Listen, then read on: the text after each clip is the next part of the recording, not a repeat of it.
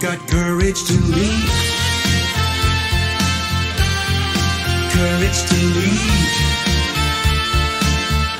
Be brave and be bold. Oh, oh, oh, oh. Let it roar. Welcome to the Courage to Leap and Lead podcast, where each of our guests share the stories of courage that helped them become powerful leaders. Before we start today's show, please remember to visit 𝗏𝗏𝗡𝗏𝗏consulting.com, where you can find all of the episodes and lots of other excellent resources. That's 𝗏𝗏𝗡𝗏𝗏consulting.com. Now, here's your host, leadership courage coach, 𝗬𝗏 Bowman. Hello, everybody. It is your favorite podcaster back. We have a fantastic guest. So you all know this is Courage to Leap and Lead with 𝗬𝗏 Bowman. And what we like to focus on is failure. And you're going to say, what the heck? No, we focus on how do you turn failure into success. So I am so excited to present my guest today. And I'm going to ask her a question I haven't asked anyone else, which is, why did she want to do this show? So without further ado, let me introduce my dear friend, Marva Sadler. Marva, welcome to our show. Thank you so much. I really appreciate the opportunity to be here. So tell us, why did you want to be on the show today? Two things. Number one, I actually enjoy being on podcasts, being a guest, because I learned so much about myself and about the topic that the individual cares about. And the second reason was I am particularly interested in your topic. The idea of finding the nuggets out of failure and finding ways to have courage in our everyday lives really appeals to me.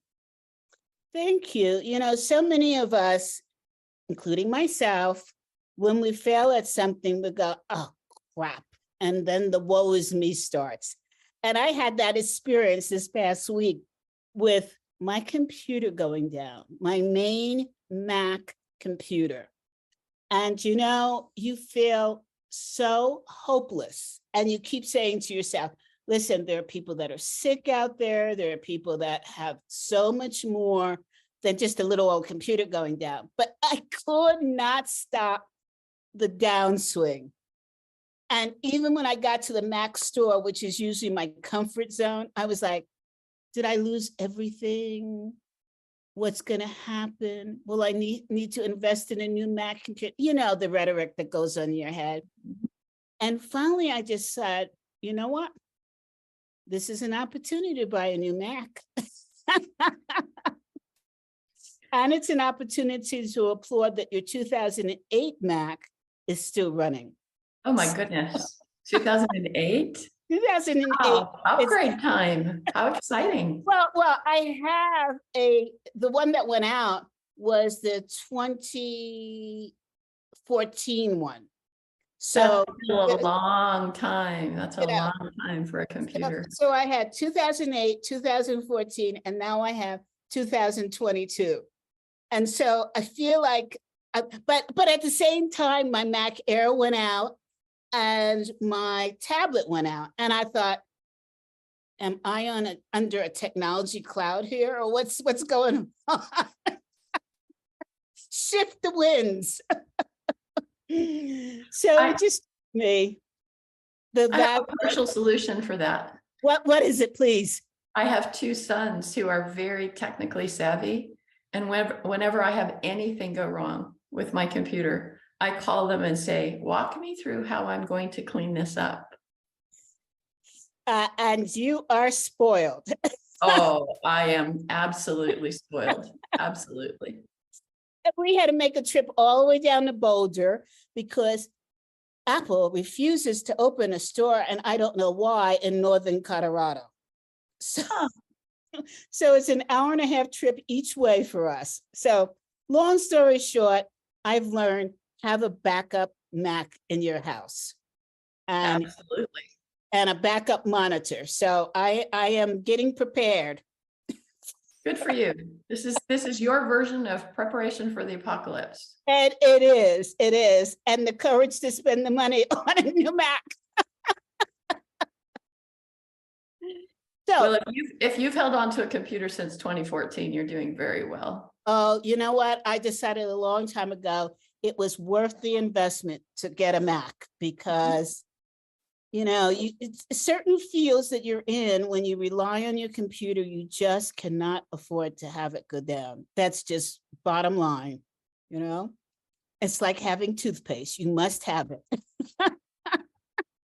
Ask me where I came up with that I'll one. remember that. Having a computer is like having toothpaste. So Marva, tell us a little bit about your beginnings. Tell us about your parents. How did you get to where you are? Oh my goodness. I come from a family of 8 children. I was number 6. My mother had me when she was 38 and my father was 45. My 2 younger sisters, everybody thought were grandchildren. Wow. And I grew up really, believe it or not, in a family of 8 children, all by myself. My next older sister was 5 years older than I was. And my next younger sister was 6 years younger than I was. Wow. And so I was like this little island in the middle of this, you know, ocean of children. Now that explains a lot. Okay, so you've learned to fend for yourself. Especially because when I was about 2, my dad got very ill and couldn't work. And so my mom went to work. And so I got dropped off at the babysitter every day. From the time I was 2 till the time I was about 4 or 5. And so, yeah, I did really have to fend for myself. In fact, one of my first stories of kind of fending for myself was, it started because my mother was in a hurry and she put me in the car to take me to the babysitter and I didn't want to go. I just really hated the babysitter. And I opened the door and fell out when my mom took off and she ran over me. And so I ended up with a cast on my arm. I was very fortunate. My arm was like this. She ran over this part of my arm. And so I got to stay home from the babysitter for a couple of days. And when I went back to the babysitter, the person who really was kind of my nemesis would beat up on me. He would come and hit me on the arm, which was really, really sore. And, you know, I must have understood that revenge is best served cold, because I just waited till that cast got really hard and my arm got better. And he would try to bother me and I would just whack him up the side of the head with that cast until he quit beating up on me. Good for you. I love it. So that's kind of been my approach to life since I was very young, is that I pretty much take care of my own problems. Wow, that's a tough road though. That is a tough road. But you know, it's one that, sadly saying, we women have to get used to doing. It's easier to learn to take care of yourself and then relinquish some of that when you meet the person of your life than it is to do the reverse. It is. That's true. And if that doesn't happen for you, or the person doesn't become that person, then you've got some pretty good survival skills. Exactly. Exactly. I'm a military brat, so I get it. And my dad would always challenge me, but not in a good way, I think, because he always came at it from a perspective of, you don't have the capabilities of doing that. And of course, I'm the kind of person that says, really? Watch me. I had a different experience. My mother grew up on a cattle ranch and she was very independent. Mm-hmm. And she didn't really love being a mother, to be honest. But with 8 children? With 8 children, she did not really love being a mother. But, you know, we grew up in Utah. We're Mormons. We believe in big families. And apparently she was violently allergic to birth control that was available at the time. Wow. And so when I got to be a, young teenager, she sat me down at one point and she looked at me and she said, and, much like your father, it may have not been the right approach, but it was helpful. She said to me, Marva, you are just too ornery and bad-tempered for anybody to ever want to marry you. And you are going to need some skills, because you are going to have to support yourself. Your father and I are not going to support you. So you need to develop some skills. I am enrolling you in a business machines class for the summer so that you can learn to type and program and, do things like that. And at the time, I thought she was really harsh, but it really just freed me, because it was like, oh, my purpose in life is not to get married and have children. My purpose in life is to, which I found very difficult anyway, this idea that I needed to subsume everything to this purpose of being married and not being my own person. Mhm. And so she just freed me from all of that. And every day when I sit down and I'm typing a letter to a client or a prospect or whatever, and I'm typing 120 words a minute, I'm just like, thank you, Mom.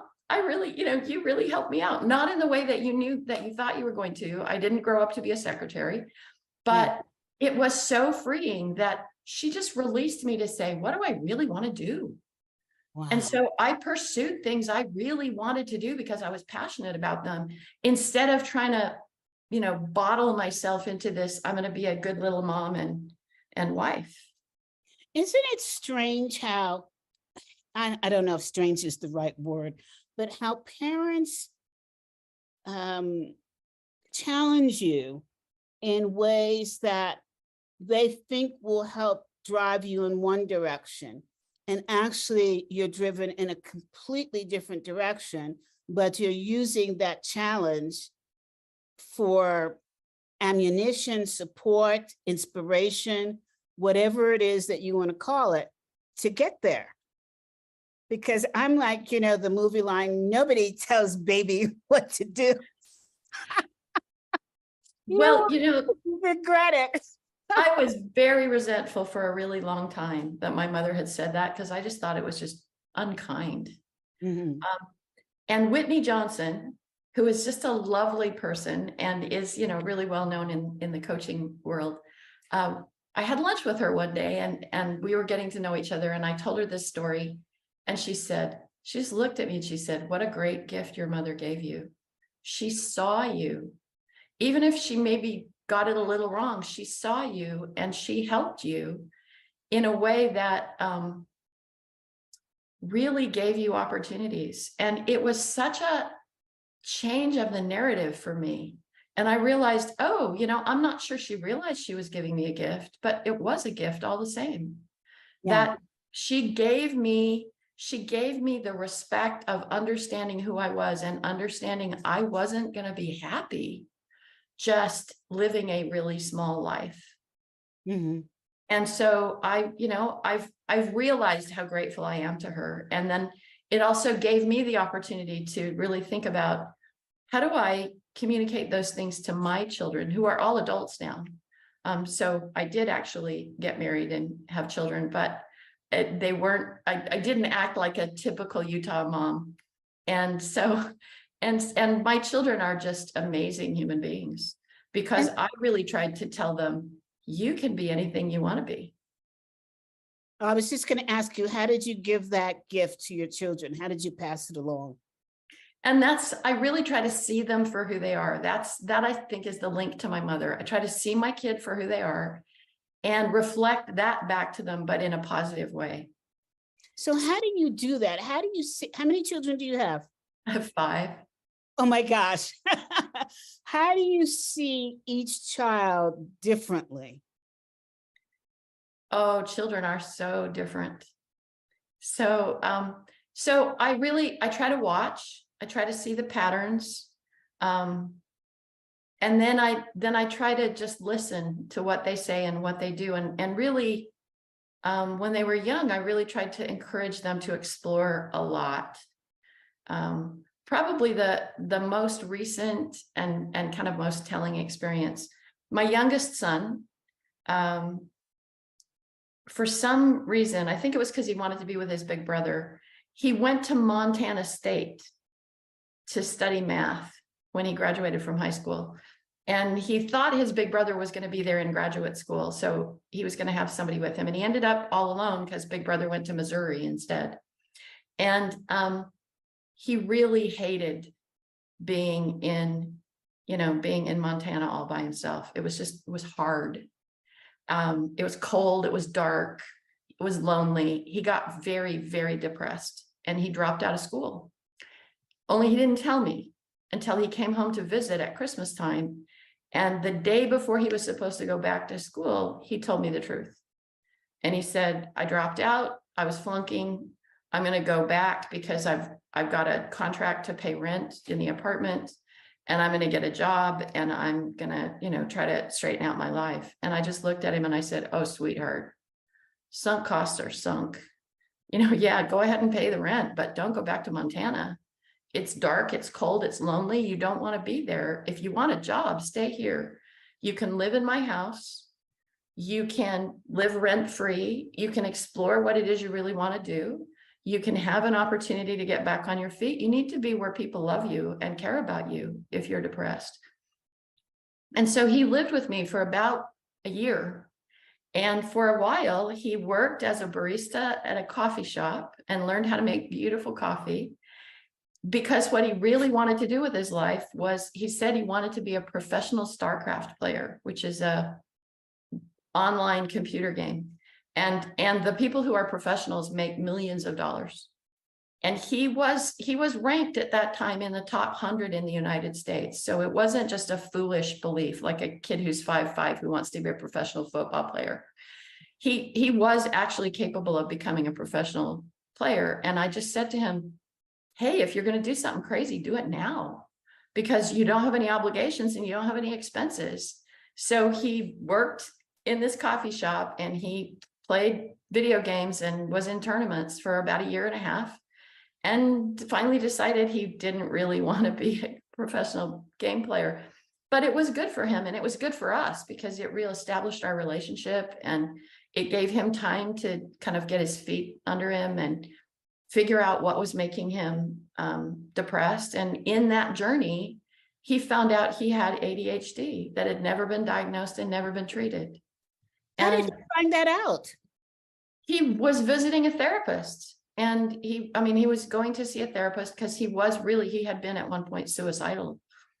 And she just looked at him one day and she said, these things you're talking about, I think you have ADHD. You need to be tested. And he was so bright. He's so smart that it never got picked up because he was able to get really good grades and take advanced placement courses and do really well, even though he actually turned out to have really severe ADHD. Nope. Time out, just so that our audience can relate to this. What are some of the things that the therapist picked up on that triggered that he might or that he had ADHD? I'm not going to be fully informed about it, but she picked up on the fact that he started telling her he was having a really hard time remembering simple things to do, that he was very frustrated because he kept trying to discipline himself with very rigid goals and timetables, and he could never stick to those. And so what she picked up on was that he had created coping mechanisms for himself that were all built around control, and that he didn't have the control to do it.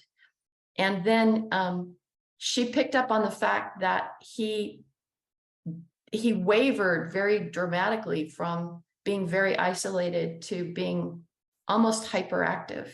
Mm-hmm. And that the hyperactivity tended to be, he bounced a lot in his conversation from one topic to another without really realizing that he couldn't seem to keep a steady train of thought in his head. And, she's a therapist. I was just an untrained mother. Mm-hmm. And I just thought it was the exuberance of youth when he was doing it. But I have since realized that I probably have 2 or 3 kids with ADHD. And they masked it because they're just very bright. Mm-hmm. The other one who I think has ADHD is getting her PhD in physics. So will the physics part, does that help or hinder her in recognizing that she may have ADHD? Well, she's not admitted that she has ADHD, but she has a lot of the same issues. That's why my question. Yeah. And she has decided she's not going to go get tested until after she's finished her program, because for her right now, she feels like it would be a distraction. But I understand that. I understand. I think that knowing that there might be something out there that is actually, that it's not just that she's disorganized, has really helped to settle her. Is that something you understand? Being disorganized? No, I am really the fact that recognized. knowing about the ADHD possibility has helped settle her. Is that something you understand? Absolutely. Absolutely. I come from a family of, 8 kids, of which I think 5 of my sisters either have long-term taken antidepressants or still do. Mhm. And I've never gone that route because I tried once and I just really responded badly to the medication. And I just thought, instead of masking my problems, I think I'll take care of my problem. And I got divorced. But knowing that knowing that I have this tendency, this genetic family tendency to depression, has been extremely helpful to me, so that when I have those moments of feeling depressed, I use my other skill sets, which are about really kind of driving for answers and organizing my thoughts and so forth. I use those skill sets to remind myself, this is something that you're going to have to battle with all the time, but it doesn't mean you're a bad person or that you're a failure. It means there is this tendency that you need to find ways to cope with. And then I go and find ways to cope. And the funny thing is, when I'm in the middle of it, I have to remind myself all over again, even though I've been experiencing this for probably 30 years. I still, when I'm in the middle of one of those cycles, I have to stop and go back to the basics. Mm-hmm. How do you know you're in the middle of one of these cycles? When I'm really paying attention, I realize that I am withdrawing from interacting with other people, and that I am over focusing on work and trying to find satisfaction and justification by working harder. And I usually am pretty deep into that, into the withdrawing and the not talking to people and the working harder, before I'll pull the brake and go, oh, wait a minute, I've seen this pattern before. What do I need to do about that? Are you naturally introverted or extroverted? Oh, I am very introverted. I mean, I'm like 3 standard deviations from the norm introverted. So how do you know if it's introversion or if it's depression? It feels different. It's about, if it's introversion and it's just, I need to kind of withdraw a little bit and recharge my batteries. That is a calm feeling. And that is I'm perfectly happy being by myself. And I am a person who is really happy being by myself most of the time. I'll read a book and I'll enjoy it. I'll cook for myself and I'll enjoy it. I'll watch something on the television and I'll enjoy it. When it's depression, I can't get myself to do any of those things.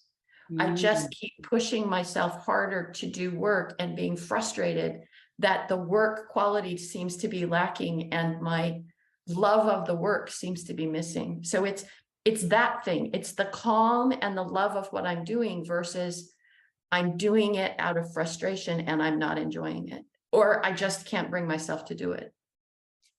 Marva, I can't thank you enough for your honesty, your transparency, and your willingness to share. This conversation is so, I didn't see it coming, first of all. I didn't either. So it's a surprise to both of us. I've been known for this. I don't know where it comes from, but the fact that you've shared this, especially that explanation, I know is going to be so helpful to so many people. And I was asking the question, first of all, to support people who are going through this decision, which is it, but also because I don't know if you know, I'm highly dyslexic and I'm highly introverted. And so this is going to sound terrible, but I tend not to like other introverted people. So because two introverts have difficulty making the effort to get along. exactly. And I thought, and I said to my husband today, I said, oh, I'm interviewing Marva today, and I really don't want to. I really don't want to. And something said to me inside, no, you have to. There's something that you need to find out, right? And because I remember us sitting at the table in London opposite each other, and we barely had anything to say. And I'm thinking, gosh, this woman just like, I'm not connecting, right? And for me, it's an effort to connect.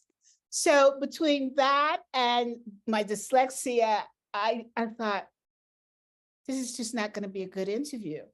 And it is really one of my best. Notice I took credit for it. Well, I'm so glad to hear that. I'm glad that you're getting something out of it. Because I also remember sitting at that table in London and being so miserable. I really hate crowds. Yes. I'm better at them than I used to be. And believe it or not, I've created, coping mechanisms. I'll set myself a target that's like, Marva, you need to go meet 10 people you haven't met. You need to go talk to these 5 people, and I'll target specific people. Because left on my own, I would never be in a crowd. When I was much younger, before I created the coping mechanisms, I would have responsibilities as an executive of a large organization. We had these client conferences where 1,000 clients would come, and as an executive, I was responsible to go mingle. And at every break, I would go in the ladies' room and lock myself in a stall and cry for 15 minutes. And then I would take a deep breath and I'd clean up my face and I'd go back out there and I'd try to be friendly. But left to my own, I would never go to one of those things. I am so with you. It's not even funny. 100%. Because that is my idea of hell. Yeah, exactly. And I've learned that, but you've got to get out of it. And it's funny, when I was reading a book on MBTI, and it said that 90% of the CEOs in the United States are introverts. And I said, yes, my crowd. Well, introverts tend to also maybe be a little more thoughtful. We are, of course we are, right? And it actually helped me in events, because I thought, I'm not alone in this, right? And if they can make it to CEO level and think like I do, I'm in good company. So, well, one of the backstories of that is that the individual that I was working for at the time that we were at that dinner, right, the next day, he reamed me because he said, I brought you all this way and you didn't mingle the way I expected you to. And I said, oh, I mingled very intentionally. I met the people I needed to meet. I got a lot of contacts. I can follow up with those contacts. He said, but you should have been, partying, and I was just like, you hired me to do the work. You didn't hire me to party. And you hired me to do what I know how to do. And so I did that. And that's all that I can do. I can't become you. Well, first of all, the person we're speaking of wasn't exactly mingling himself. So, that I don't know. But I remember that, and I said, oh, that's interesting, because I'm always comparing and contrasting people that have been successful in business versus what I'm about to do or what I've done before. And I'm always looking for those tips.